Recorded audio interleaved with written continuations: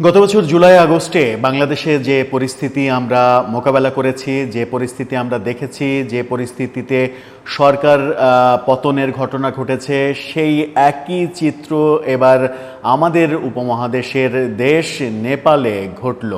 নেপালে যাচ্ছে তাই অবস্থা তৈরি হলো, ছাত্র জনতা রাস্তায় নামলো, সংসদ ভবন দখল করলো এবং পুলিশের গুলিতে নিহতর সংখ্যা 20-এর বেশি হয়ে গেল, এমনটা আজকে গণমাধ্যম জানাচ্ছে। সেই সংখ্যা আরও অনেক বাড়তে পারে।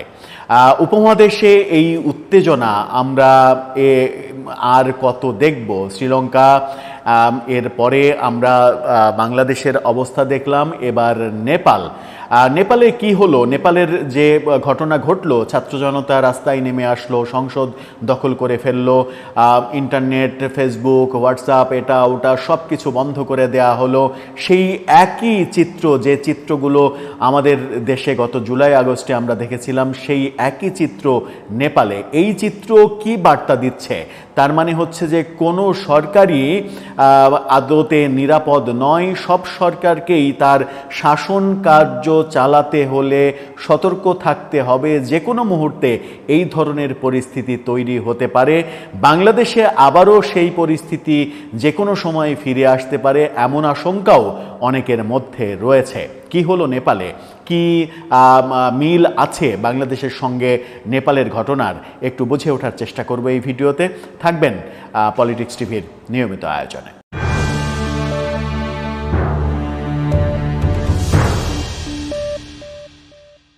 দর্শক, বলছিলাম নেপালের উত্তেজনার কথা। নেপালে ভয়াবহ অবস্থা তৈরি হয়েছে। নিহতর সংখ্যা, গণমাধ্যম যদিও এখন পর্যন্ত বিভিন্ন গণমাধ্যম বিভিন্ন সংখ্যা বলছে। মানবজমিনের শিরোনামটা আপনারা দেখে নিতে পারেন। সেখানে বলা হচ্ছে, নেপালে দুর্নীতির বিরুদ্ধে তরুণদের নজিরবিহীন আন্দোলন, সহিংসতায় নিহত বেড়ে 19। শত শত ছাত্র জনতা হাসপাতালে রয়েছে, সেই তথ্যও কিন্তু পাওয়া যাচ্ছে। নেপালে এই অবস্থা কেন তৈরি হলো একটু বুঝে ওঠার চেষ্টা করি।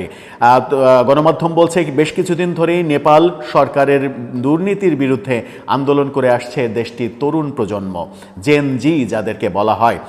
সম্প্রতি নেপালে ফেসবুক, হোয়াটসঅ্যাপ, এক্স সহ 26টি সামাজিক যোগাযোগ মাধ্যম সরকারের আদেশে নিষিদ্ধ হওয়ায় বিক্ষোভ আকারে চতুর্দিকে, মানে দাবানলের মতো বিক্ষোভ ছড়িয়ে পড়েছে। আজ সকালে রাজধানীর কাঠমান্ডুর বানেশ্বর এলাকায় প্রথম বিক্ষোভ শুরু হয় এবং অত্যন্ত অল্প সময়ের মধ্যে রাজধানীর সর্বত্র সেটা ছড়িয়ে পড়ে। বিক্ষোভ দমনে একদিনে যে অবস্থা তৈরি হয়েছে, বাংলাদেশে সেটা অবস্থা তৈরি হতে 1 মাসের সময় লেগেছিল, কিন্তু নেপাল একদিনে সেটা ঘটিয়ে ফেলেছে।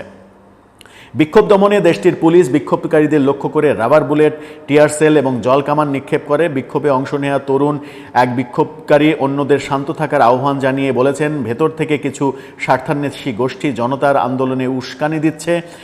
বলেছেন, আজ আমরা ইতিমধ্যে জয়ী হয়েছি। নেপালের স্থানীয় সংবাদ মাধ্যমের তথ্য অনুযায়ী এখন পর্যন্ত 19 জন এতে নিহত হয়েছে।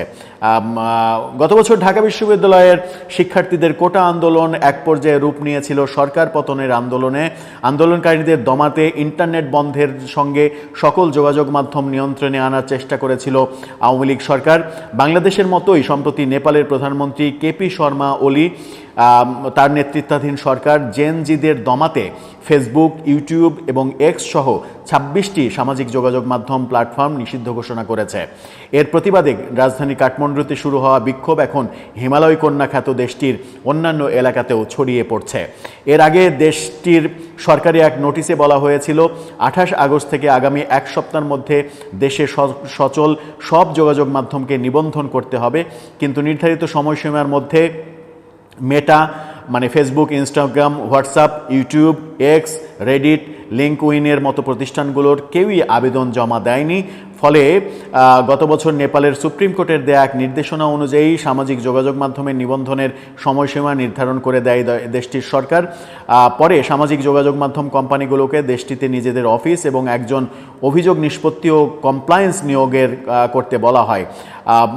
এই ঘটনা তারা না মানার কারণেই এই মানে সরকার এগুলোকে নিষেধ করে, তেমনটা বলা হয়েছে। এই মানে হাসপাতালে যারা রয়েছে তাদের মধ্যে অন্তত 10 জনের অবস্থা গুরুতর তেমনটা বলা হচ্ছে।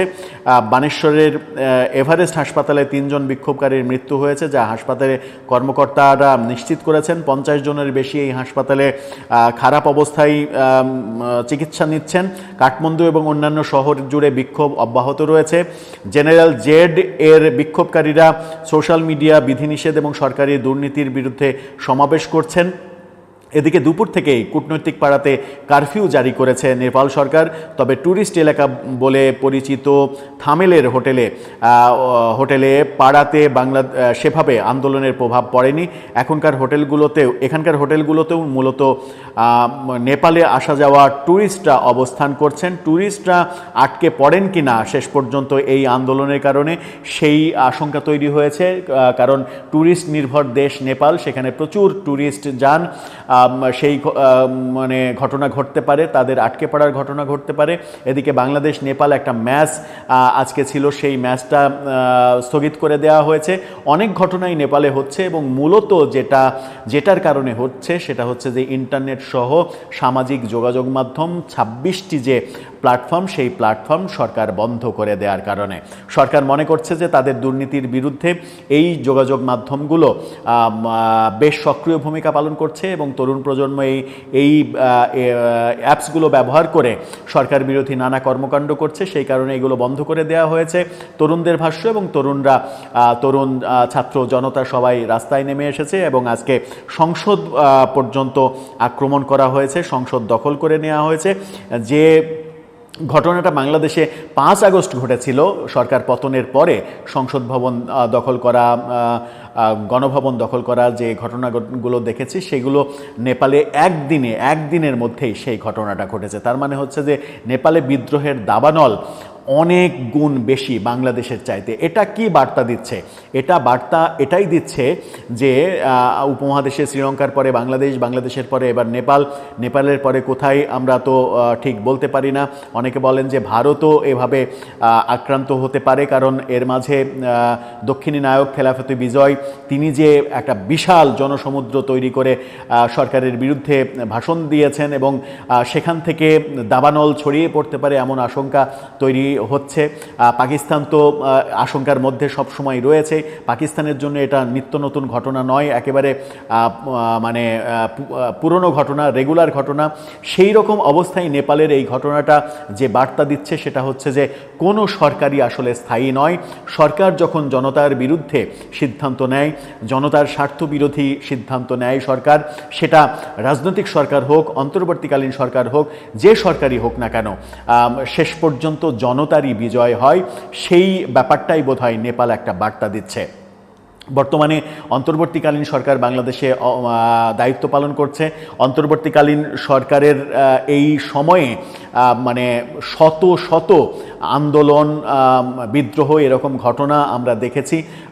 সরকার এই ধরনের আন্দোলন মোকাবেলা করতে হিমশিম খাচ্ছে। সেরকম আন্দোলন মানে এই আন্দোলন কখন আবার দাবানলের মতো ছড়িয়ে পড়ে কিংবা তৃতীয় কোনো পক্ষ এসে উস্কানি দিয়ে এটাকে অনেক বড় করে ফেলে কিনা, সেরকম একটা আতঙ্ক তো বাংলাদেশে রয়েছেই। সেই আতঙ্কের মধ্যে যখন আমরা বাস করছি, যখন সরকার শত আন্দোলন মোকাবেলা করতে হিমশিম খাচ্ছে, তখন নেপালের এই ঘটনাটা আমাদের জন্য একটা বড় বার্তা হতে পারে যে সরকারকে, যে সরকারই হোক, সরকারকে রাষ্ট্র পরিচালনার ক্ষেত্রে মানে সতর্ক থাকতে হয় এবং সতর্ক থেকে জনগণ যেন সরকারের উপরে কোনোভাবে ক্ষেপে না যায় সেই ব্যাপারে দৃষ্টি রেখেই তাদেরকে পথ চলতে হয়। দর্শক, আপনার কি মনে হয় নেপালের এই ঘটনাটা কি বার্তা দিচ্ছে? নাকি নেপালেও মানে সরকার বিরোধী যে ঘটনা হলো সেটা বাংলাদেশে গত আগস্টে যে ঘটনাটা ঘটেছিল সেই ঘটনার পক্ষে বিপক্ষে অনেক রকমের মতামত রয়েছে। কেউ বলেন এটা স্বতঃস্ফূর্ত আন্দোলন, জনতার আন্দোলন, ছাত্র জনতার আন্দোলন। কেউ বলেন এটা আন্তর্জাতিক ষড়যন্ত্রের মাধ্যমে হয়েছে, আমেরিকার ডিপ স্টেটের ষড়যন্ত্রেও এটাতে ভূমিকা পালন করেছে।